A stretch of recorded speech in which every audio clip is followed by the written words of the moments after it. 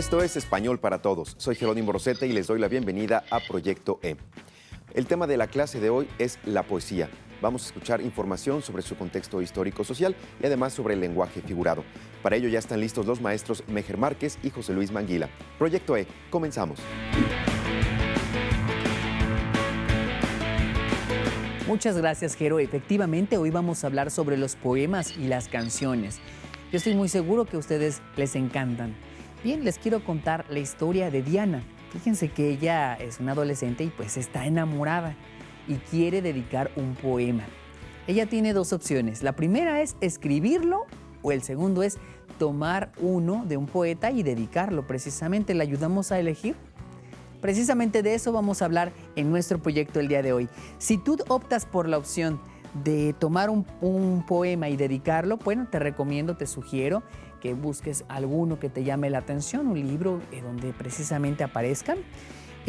Lo siguiente va a ser pues también tener a la mano lápices y lapiceros, quizá colores por si le quieres agregar algún corazón, alguna imagen alusiva, etcétera, plumones y nuestras hojas en blanco donde vas a registrar precisamente tu poema.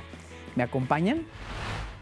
¿Qué tal, jóvenes? Me da mucho gusto estar otra vez con ustedes. Así que bueno, para iniciar el tema te recomiendo que por favor tengas a la mano todos tus materiales para ir tomando nota de lo que te voy a comentar a continuación. Así que mucha atención en lo que voy a decir.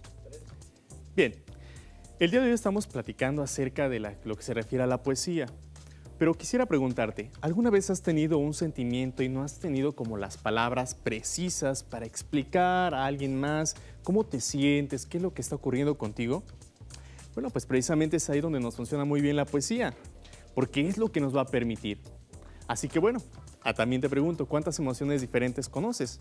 Entonces, bueno, la poesía se encuentra inserta dentro de la literatura, que es lo que nos va a permitir, ¿no? Dentro del subgénero lírico, en el que expresamos todos aquellos sentimientos, nosotros podemos dar a entender algo más allá de lo que podemos mencionar con una simple palabra.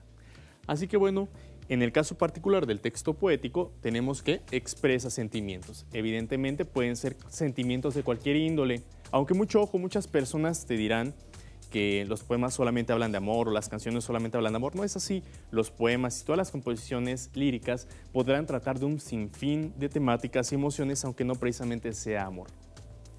Ahora, dentro del subgénero lírico debemos de tomar en cuenta que va a tener algunas características particulares que tú debes conocer o tener en mente. Seguro ya las conoces, ya has llegado a ellas, pero veremos el nombre preciso. Lo primero es que la poesía regularmente va a utilizar un lenguaje figurado o connotativo. ¿A qué se refiere? Que muchas veces en la poesía lo que nos quieren decir no tiene un significado textual. Es decir, si yo digo que tus ojos son como dos grandes estrellas, pues obvio, tus ojos no pueden ser estrellas. Sin embargo, ahí estamos utilizando el lenguaje figurado. Además del lenguaje figurado, podemos tener también licencias poéticas dentro de la construcción de nuestros textos. Eso quiere decir que, aunque es importante que nosotros sigamos las reglas que usualmente seguimos para referir un significado a tal situación, en el caso de la poesía podemos romper ciertas reglas e incluso podemos decir algunas palabras que diferentes personas podrían decir que no son apropiadas. Eso sí, quiero decirte algo. La licencia poética solamente la podemos utilizar si se justifica. No es decir palabras por decir o romper reglas por romperlas. Siempre tiene que haber un propósito y debe de cumplir pues el expresar este sentimiento que está dentro de ti. La estructura del texto poético siempre va a ser en versos. Los versos también son denominados renglones truncos y su propósito es que, bueno, tú como pues la persona que comunica decidas hasta dónde quieres mencionar, qué es lo que quieres dar a entender para la otra persona y en ese momento cortas el renglón y continúas en el siguiente. Además de eso, el conjunto de versos van a conformar una estrofa. Si seguimos, va a haber dos características que seguramente las personas mayores te van a decir, y es que tiene que haber una rima que se relaciona mucho con la métrica. Empezaré por la rima. La rima es la repetición de un sonido al final de cada verso. Esto le da cierta musicalidad, ¿sí? Y eso se relaciona mucho con la métrica, que es el número de sílabas que hay por renglón. Las vamos a separar y entonces ahí podremos encontrar cuántas sílabas tiene cada verso. Pero te decía bien que las personas mayores tal vez te digan que los poemas siempre deben rimar. No es así. Esto corresponde cuando nosotros queremos que tenga una métrica específica o una rima particular, se llama verso regular. En cambio, en la actualidad, a partir de los poetas contemporáneos, siglo XX, es que empezamos a ver una mayor presencia a lo que se llama verso libre, que es aquel en el cual, pues, ya no es necesario que cubran esta cuota de determinado número de sílabas para integrarse a un subgénero particular como sonetos u otros, y podemos expresar con mayor libertad todo aquello que queramos transmitirle a nuestro receptor. Así que bueno, espero haber sido claro con este tema del texto poético y espero que te sirva todo lo que te he comentado para las siguientes sesiones. Bien, muchas gracias, maestro Mejer, por explicarnos precisamente estas características sobre los poemas y las canciones. A continuación, recuerdan que les mencioné que si ustedes querían dedicar un poema o lo querían construir, primero vamos a ver cómo podemos dedicar precisamente un poema, cómo hacer precisamente algún tipo de compilación para seleccionar aquellos que nos llamen precisamente la atención. Vamos a iniciar con un ejemplo. El ejemplo que les quiero compartir el día de hoy es un poema llamado La Luna. Su autor es Jaime Sabines. La Luna. La luna se puede tomar a cucharadas o como una cápsula cada 2 horas. Es buena como hipnótico y sedante, y también alivia a los que se han intoxicado de filosofía. Un pedazo de luna en el bolsillo es el mejor amuleto que la pata de conejo.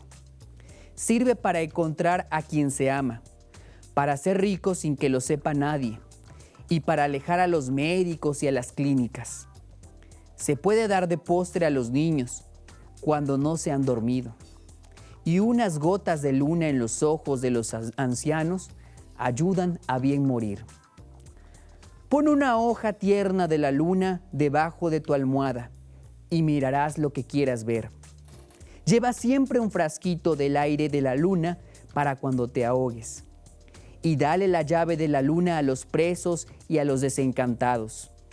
Para los condenados a muerte y para los condenados a vida, no hay mejor estimulante que la luna, en dosis precisas y controladas.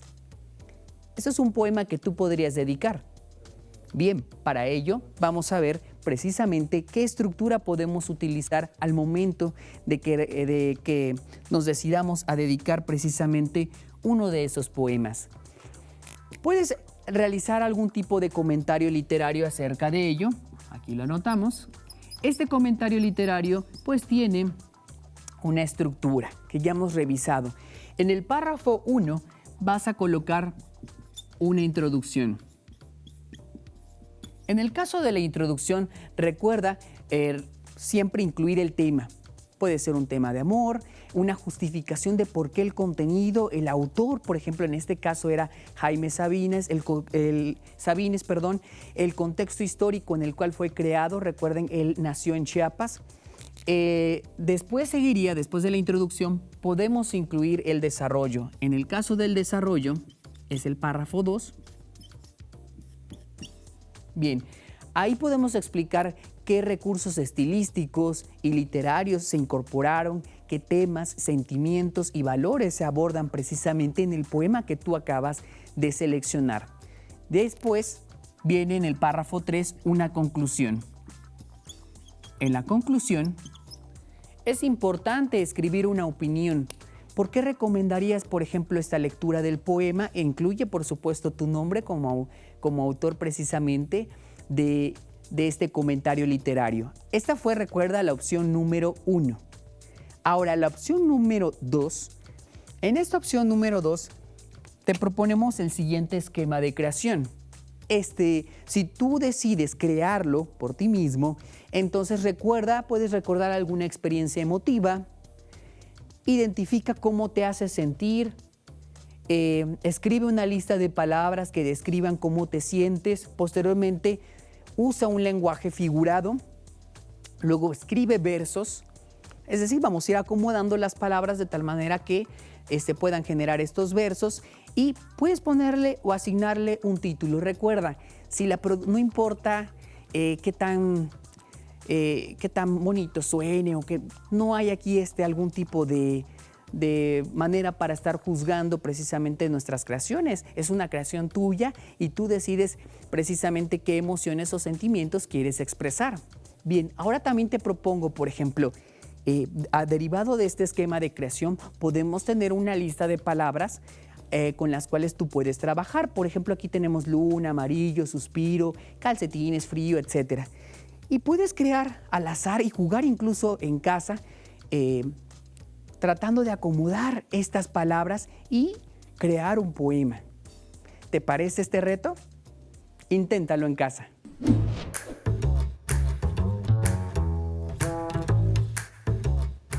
Bueno, jóvenes, en esta sección A través del tiempo, quiero platicarte algunos datos muy interesantes. Bueno, fíjate que la poesía no es nada nueva. De hecho, se remonta a los principios de los registros literarios de toda la humanidad en las civilizaciones antiguas con las viejas y muy reconocidas epopeyas de aquellas épocas. Además, ¿sabías tú que el 21 de marzo es el Día de la Poesía? Qué interesante que tenga su propio día, ¿no lo crees? Y por otro lado, un dato que me parece fundamental y que seguro llamará tu atención, dentro de la dinastía Qing, por ahí en Oriente, existió un decreto a través del cual si alguien escribía algo que tuviera o que produjera tristeza dentro de la audiencia, era condenado a muerte. ¿Puedes creerlo? Que por un texto poético que fuera triste o que generara tristeza, te condenaran a la horca o alguna cuestión peor. Bueno, pues ahí están algunos datos que de seguro puedes compartir con alguien más y seguir investigando. Eso es todo.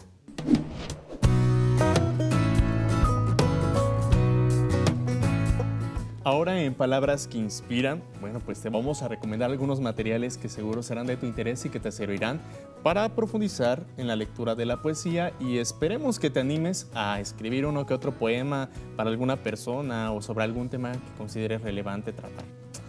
Fíjate que yo quiero compartirte un libro que encontrarás en los libros del Rincón que se llama Museo Poético. ¿Sí? Y quien compila todo este conjunto de poemas es Salvador Elizondo. Fíjate que podrás encontrar aquí poemas de los autores más representativos de diferentes periodos y algunos de ellos muy buenos, muy emotivos, otros de diferentes temas. Te lo recomiendo, José Luis, para que lo trabajes también porque con tus alumnos seguro que a ellos les va a interesar muchísimo. ¿A qué se debe ese nombre de Museo Poético? Me llama la atención el título. Pues fíjate, porque hace un recorrido histórico a través de diferentes movimientos, diferentes autores y nos va mostrando como en orden cronológico cómo va evolucionando la poesía, porque como les he mencionado a todos, pues la poesía, al igual que todo el arte, va cambiando según la época y según los temas. Ahora que hablas de historia, yo también traigo una recomendación, precisamente. Esta recomendación se llama 8 siglos de poesía y el compilador es Francisco Montes de Oca. ¿Pueden imaginar 800 años de poesía justamente en este libro? Pues por eso el grosor del material. Y me imagino que no es todo, pero bueno, definitivamente debe ser toda una experiencia el poderlo consultar. Efectivamente, empieza desde los cantos, podemos encontrar incluso algunos poemas de Sor Juana Inés de la Cruz. ¿Te imaginas todo pasar a través del tiempo precisamente? ¿Cómo ha ido precisamente desarrollándose los poemas, ¿no? Qué interesante. Sí, pues ojalá que les pueda servir y ayudar precisamente estas recomendaciones. Segura que ustedes encontrarán a medida que vayan leyendo cuál es como su tema favorito de los poemas, ¿no? Bien, pues muchísimas gracias por habernos acompañado, por el esfuerzo y dedicación y la colaboración. Te invito a que nos compartas los poemas que hayas creado o los comentarios literarios acerca de los poemas que tú consideres que has trabajado. No olvides anexarlo a tu carpeta de experiencias. Nos estamos viendo pronto. Muchas gracias por habernos acompañado en otra emisión de Proyecto E. Les recuerdo que si tienen alguna duda, algún comentario o alguna pregunta, la pueden hacer llegar al correo electrónico que en este momento está apareciendo en sus pantallas. Les invito a que nos acompañen en la siguiente emisión de Proyecto E. Muchas gracias.